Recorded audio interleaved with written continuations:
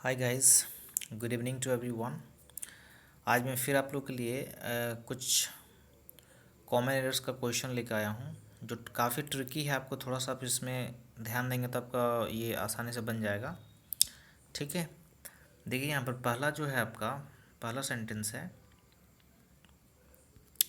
ध्यान दीजिएगा। पहला सेंटेंस है आपका कि मोर पर्सन्स दैन वन, ये आपका ये पार्ट हुआ। More persons than one has been involved in this quarrel, no error. ठीक है, इसमें आपको इस तरह का क्वेश्चन पूछा जाएगा। इसमें पूछा जाएगा कौन सा पार्ट में आपका ये गलती है। ठीक है, तो आप यहाँ देख सकते हैं कि सबसे पहले इसमें देखिए कि आपका सब्जेक्ट, आप जानते हैं कि सब्जेक्ट के बाद हम लोग क्या करते हैं, वर्ब का इस्तेमाल करते हैं। ठीक है, मतलब सब्जेक्ट के बाद एक क्या होता है, वर्ब आता है। ठीक है, लेकिन इसमें और एक चीज़ आपको ध्यान देनी है कि अगर सब्जेक्ट सिंगुलर होगा, ठीक है, सब्जेक्ट अगर आपका क्या होगा, सिंगुलर होगा तो वर्ब भी सिंगुलर होगा।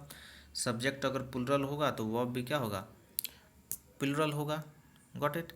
तो आप ध्यान दीजिएगा यहाँ पे कि यहाँ पर जो सब हैज है, ठीक है, हैज जो आया वो किसके अनुसार आया है।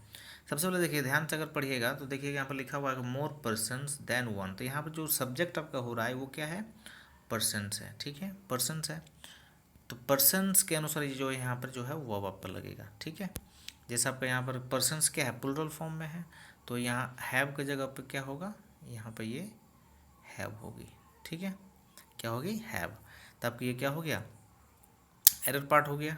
ठीक है, मतलब आपका आंसर जो होगी वो बी होगी। ठीक है, अब ध्यान दीजिएगा सेकंड में, ही इंटर्ड, ये काफ़ी ट्रिकी है, थोड़ा सा आपको समझना है। ही इंटर्ड, ए पार्ट हो गया। He entered into his new house last Sunday. ठीक है, एक चीज़ तो आप ध्यान दीजिएगा, ठीक है, कि लास्ट रहे, बैक रहे, है ना, एगो रहे, ये सब टर्म आने से हमेशा याद रखना कि वो ज़्यादातर जो है सिंपल पास्ट में प्रयोग की जाती है इन टर्म्स को। ठीक है, लास्ट हो गया, जैसे लास्ट हो गया, बैक हो गया, है ना, एगो हो गया, इनको आपको थोड़ा सा ध्यान रखना है। तो देखिए लास्ट है तो आपको ये टेंस भी जो है इंटर्ड लिखा हुआ है, मतलब पास्ट टेंस में, इसका मतलब ये टेंस आपका बिल्कुल सही है।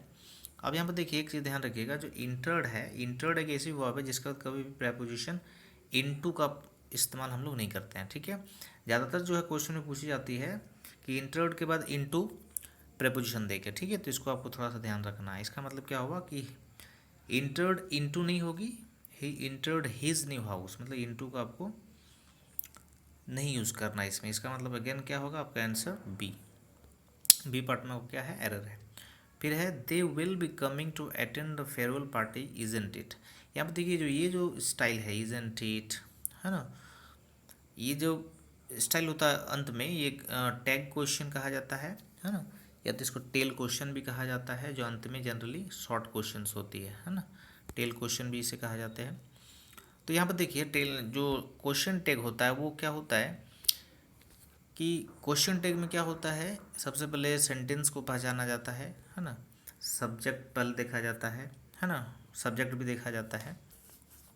इसमें कुछ रूल्स है, आपको ध्यान देना है। यहाँ पर जो वर्ब होती है सेंटेंस में, उसका जो है नेगेटिव फॉर्म, अगर सेंटेंस पॉजिटिव है तो नेगेटिव इस्तेमाल किया जाता है ना, अगर सेंटेंस नेगेटिव है तो पॉजिटिव, है ना, क्वेश्चन टैग इस्तेमाल किया जाता है। तो यहाँ देखिए सेंटेंस क्या है, पॉजिटिव है, लेकिन जो ऑक्सिलरी वर्ब विल है, यहाँ पर देखिए ऑक्सिलरी वर्ब विल का इस्तेमाल किया गया है, लेकिन यहाँ पर जो है इज का इस्तेमाल किया गया है, इसलिए ये क्या होगा, ये गलती होगा। इसका मतलब जो है इसका एग्जैक्ट क्या होता, question tag want, want they होता। ठीक है, वांट दे होता, ये आपको थोड़ा सा ध्यान रखनी है। ठीक है, ये सब थोड़ा सा आप प्रैक्टिस करोगे तो ऑटोमेटिकली आप जो एग्ज़ाम दीजिएगा तो आपको ऑटोमेटिकली स्ट्राइक होगी दिमाग में। ठीक है, कि हाँ इंटर के बाद हमको इंटू नहीं लगाना है। ठीक है, क्वेश्चन टेक जो है ऑक्सिलरी वर्ब को देखना है, उसके बाद आपको क्वेश्चन टेक लगाना है कि क्या आएगा। यहाँ पर देखिए विल है, लेकिन यहाँ पर क्या है, इस दिया हुआ है, इसलिए ये गलत हो गया। ठीक है,